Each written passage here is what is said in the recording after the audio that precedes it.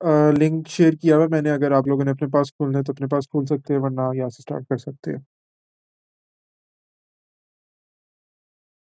अच्छा जी, वो कहते हैं कि Gabriel Romana founded DL in 2012 in country Y.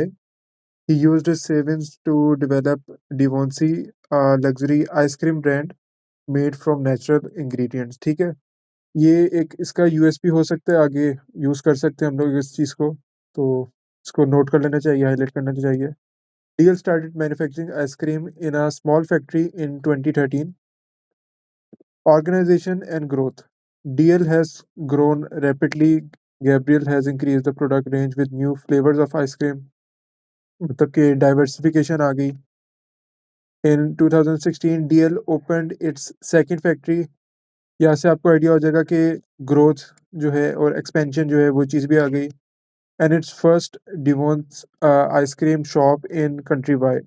At present, most sales are made to supermarkets in Countrywide. However, Gabriel has plans to open more ice cream shops।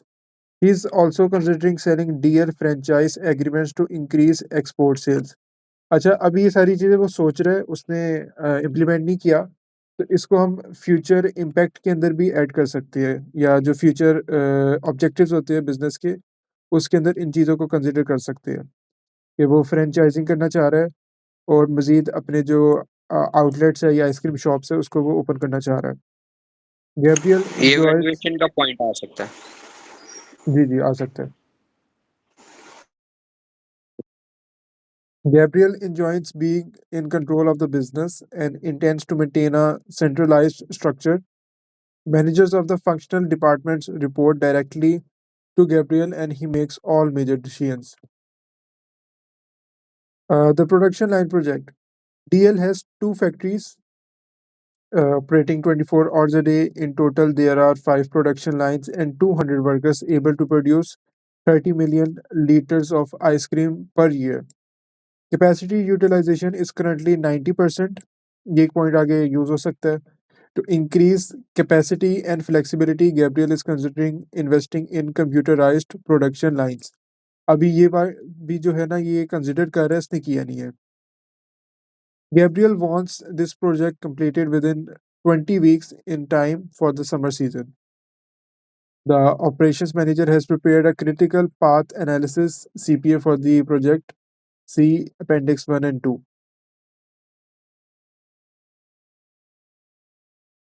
अच्छा, ये बात हमें सर ने बताई थी, सर ज़ीशान ने अपने उसके अंदर, कि जब वो आपको रेफ़रेंस दे किसी भी अपेंडिक्स का, तो फ़ौरन आपने जाके ना उसको स्टडी करना है, उसके बाद फिर आपने कंटिन्यू करना है।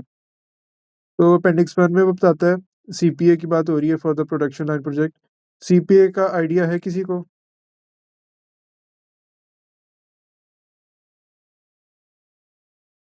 सीपीए की बात कर रहे हैं मौसम भाई हाँ आप? जी। क्या ये लाइक स्ट्रेटजी में हेल्प करता है? कितने वो एक मेथड है? यार बेसिकली सीपीए का मतलब होता है कि कॉस्ट पर एक्विजिशन मौसम भाई। हुँ। टोटल और एडवर्टाइजिंग कॉस्ट होती है कस्टमर से एक्वायर्ड के डिवाइड, इस टाइप कुछ था आई थिंक सो। नहीं, ये नहीं है ब्रो। कॉस्ट पर एक्विजिशन नहीं है? नहीं।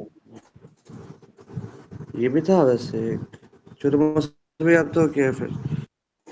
क्रिटिकल पाथ एनालिसिस बेसिकली ये होता है कि जब कोई ब्रांड या कोई भी बिज़नेस नया कोई प्रोजेक्ट स्टार्ट करता है या टास्क डालता है, तो वो अपने हर टास्क को ना अलाइन कर देता है कि पहले हमने एक टास्क करना है, फिर दूसरा करना है, फिर तीसरा करना है, फिर चौथा करना है और सो ऑन। तो इसके अंदर ये होता है कि इन सब चीज़ों को ना वो पहले से रिसर्च कर लेते हैं और वो देखते हैं कि कौन-सी चीज़ें हैं जो कि एक टाइम पे 2 एक्टिविटीज़ हो सकती है। फॉर एग्ज़ाम्पल, अगर एक प्रोडक्ट ये बनाना चाह रही है जिसका रॉ मटीरियल किसी और से इन्होंने परचेज़ करना है और उसकी मार्केटिंग या एडवर्टाइज़मेंट के ऊपर उन्होंने कुछ करना है, वो अलग जगह से करवाना है, तो वो दोनों चीज़ें एक साथ पे एक दिन में हो सकती है, एक ही टाइम के अंदर। तो उस चीज़ को ये एनालाइज़ करते हैं और उसके लिए वो एक ये सीपीए जो है ना वो कंसिडर होता है। मौसम भाई इसके अंदर वो नंबर्स डेज वाला भी कुछ होता है, तो वो भी इधर मेंशन नहीं है डेज वो वाला क्या आ होता है? जाता है आगे जाके नेटवर्क थिंक्स। डायग्राम के अंदर, जो यहाँ पे बात हो रही है। अच्छा। ठीक है? Alright alright. अच्छा, अब यहाँ पे पढ़ लेते हैं। तो एक्टिविटी ए, ये बेसिकली दोनों चीज़ें आपस में लिंक्ड है। जैसे यहाँ पे बात हो रही है ना एक्टिविटी ए इसकी, तो उन्होंने उसकी डिटेल ऊपर ही दी हुई है। Run existing production lines at full capacity to increase inventory for change over, जिसके लिए इन्हें 10 डेज रिक्वायर्ड हो गए। Order and delivery of ice cream equipment, जिसके लिए 11 दिन रिक्वायर्ड हो गए। Order and delivery of packaging equipment, जिसके लिए 4 दिन रिक्वायर्ड है। Removal of existing production equipment, इसके लिए 2 दिन रिक्वायर्ड है। Installation of new production equipment, इसके लिए 4 दिन है। Training of production line workers 2 days. Testing of production lines 1 day. अच्छा, अब ये थोड़ी सी मैं इसका आइडिया दे देता हूँ कि ये जो एक लाइन के अंदर सारे चल रहे हैं ना, ए डी ई एफ और ये, ठीक है, ये जो सारे हैं ना, ये हमारे मेन एक्टिविटीज़ है जो कि हमने हर हाल में उस टाइम फ्रेम के अंदर अंदर करना है। और बाकी ये जो आउटसाइड द बॉक्स बने हुए हैं ना यूनिट्स हमारे, ये ऐसी एक्टिविटीज़ है जो कि आगे पीछे भी हो जाए तो ऐसा इश्यू नहीं है, क्योंकि ये बाद में एडजस्ट हो सकता है, ये इतना इंपॉर्टेंट टास्क नहीं होता।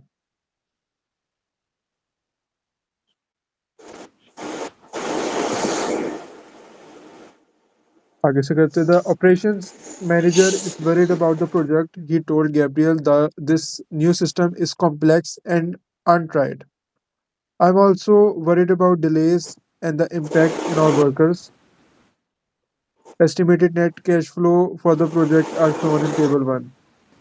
ये 0 के अंदर नेगेटिव कैश फ्लो होगा, ये 1 के अंदर 0.5 का इनफ्लो आ रहा है, net cash flow. Abdullah, net cash flow क्या होता है? ब्रो, नेट कैश फ्लो मतलब कैश फ्लो इनफ्लोज और आउटफ्लोज में जो होता है। इनफ्लो लेस आउटफ्लो, तो हमारे पास नेट कैश फ्लो आ जाते हैं। ठीक हो गया। तो बिल्कुल। तो उन्होंने हमें ईयर 0 का भी दे दिया, 1 2 3 4 5 उसने बता दिया कि 0 में हमारी इन्वेस्टमेंट जो है वो आउटफ्लो ही होगा, जाएगा। और बाकी जीरो ईयर में हमारी कॉस्ट है ना, और उसके बाद सारे प्रॉफिट्स हैं। बाकी सारे प्रॉफिट्स कह लो या इनफ्लोस कह लो, इनको हम प्रॉफिट नहीं कह सकते, क्योंकि प्रॉफिट आगे आपने मजीद इसके अंदर चीज़ें लेस करनी होती है। रेवेन्यू कह लो। हाँ, आप ये कह सकते हो कि ये जो प्रोजेक्ट यहाँ पे करने जा रहे हैं ना, उनसे रेवेन्यू है। इनके पास इनफ्लो आएगा, इतना जनरेट हो सकता है, और ये एस्टिमेटेड है। बिल्कुल। ठीक हो गया। ठीक है। Competitive market, Debonaise is now the market leading brand in country Y and exported to 10 other countries. DL's innovative marketing and high quality product have contributed to sales growth. DL targets young adults and has developed a premium brand image. Promotion includes the use of social media, school sponsorship, and celebrity endorsement. DL also donates a share of its profit to environmental charities. ठीक है, तो यहाँ पे आप इसको CPR से भी connect कर सकते हो। Market conditions in country Y are challenging. A multi-million dollar advertising campaign by a global ice cream brand has increased competition. DL sales have remained stable, but market share has fallen. In response, Gabriel is considering reducing the price of Dionis or increasing promotional spending. The marketing department has estimated the promotional elasticity of demand and price elasticity of demand for Dionis. Details are in table 2. अच्छा, price और promotional elasticity of demand, इन दोनों का link क्या होता है? मसलन कि एक अगर प्राइस कम हो तो डिमांड इंक्रीज हो जाती है, इस तरह के एलिमेंट्स उसके अंदर। बहुत इजी सा कॉन्सेप्ट है कि आपकी जो बेसिकली यहाँ पे ये बात होती है, जो आपने एक बिजनेस ने अपनी स्पेंडिंग करनी है प्रमोशन के ऊपर, तो अगर वो अपनी प्रमोशन के ऊपर स्पेंडिंग इंक्रीज करेगी तो ऑब्वियसली उनकी जो डिमांड है वो भी इंक्रीज हो जाएगी। ठीक है, तो इससे हमारे पास आ जाता है कि इनका पॉजिटिव रिलेशनशिप है। ठीक हो गया। नहीं, और इसमें ये है ना कि मैं 8 को 10 पे डिवाइड करूंगा नहीं, 10 को 8 पे डिवाइड करूंगा और 1.25 आएगा, वो मेरे लिए पॉजिटिव में जाएगा। ये वही चीज थी ना जो प्राइस इलास्टिसिटी थी। प्राइस इलास्टिसिटी वो होती है कि आप थोड़ा सा अगर प्राइस के अंदर चेंज आते हो तो उससे परसेंटेज चेंज कितना आता है डिमांड के अंदर। ठीक हो गया। और दूसरी यहाँ पे बात हो रही है प्राइस इलास्टिसिटी ऑफ डिमांड का। इसका क्या मतलब होता है कि आप अगर एक प्रोडक्ट की प्राइस ज़्यादा करते हो तो उसकी डिमांड जो है वो कम हो जाएगी। ऐसा ही है। लेकिन इसका जो बिल्कुल। कॉन्सेप्ट है ना वो आपसे दो चीज़ें पूछता है कि प्राइस ज़्यादा करने से डिमांड के अंदर कितना चेंज आ रहा है, क्या डिमांड बहुत ज़्यादा से कम हो रही है या डिमांड बहुत थोड़े अमाउंट से कम हो रही है। तो ये चीज़ें कंसिडर होती है। मज़ीद अगर आगे देखें तो एस्टिमेटेड डेटा फॉर उन्होंने दे दिया है तो पीईडी की बात इसमें होगी जैसे प्राइस। मसला इलास्टिक और इन इलास्टिक का कॉन्सेप्ट आ जाता है ना। हाँ जी। अब वो हम जब नीचे पढ़ेंगे तो हमें पता चलेगा कि इनकी जो प्रोडक्ट है वो इलास्टिक है या इन इलास्टिक है। अमूमन ये एक लाइक ये वही आपकी वांट्स में आ जाती है। तो ये एक इलास्टिक प्रोडक्ट होनी चाहिए। हम्म। तो प्राइस इलास्टिसिटी ऑफ डिमांड कहती है कि एक्शन आप लोगे price reduce price to supermarkets by 8% तो डिमांड आपकी 10% से इंक्रीज हो जाएगी। तो बीच में जो डिफरेंस आ रहा है वो आपका +2% का है।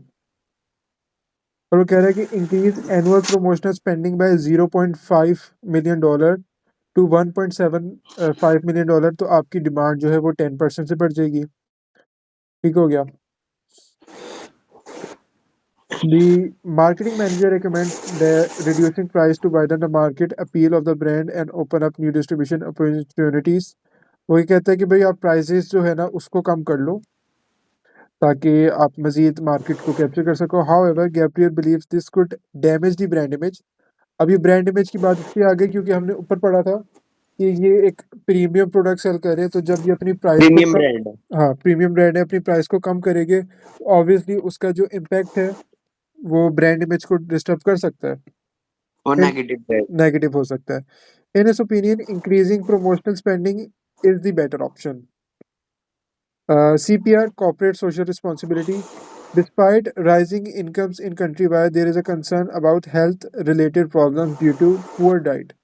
In 2020, a pressure group started a campaign to persuade food manufacturers to take greater responsibility for the impact of their products. The group demanded government action to reduce sales of food products high in sugar and fat by regulating product labeling, restricting advertising, introducing a tax on these products। ठीक हो गया। DL could change ingredients to reduce sugar content. However, Gabriel is worried about consumer reaction. DL is also facing pressure to stop using palm oil because of the loss of rainforest associated with its production. Palm oil helps make ice cream smooth and creamy. There are alternatives DL could use, but these are more expensive। Okay हो गया।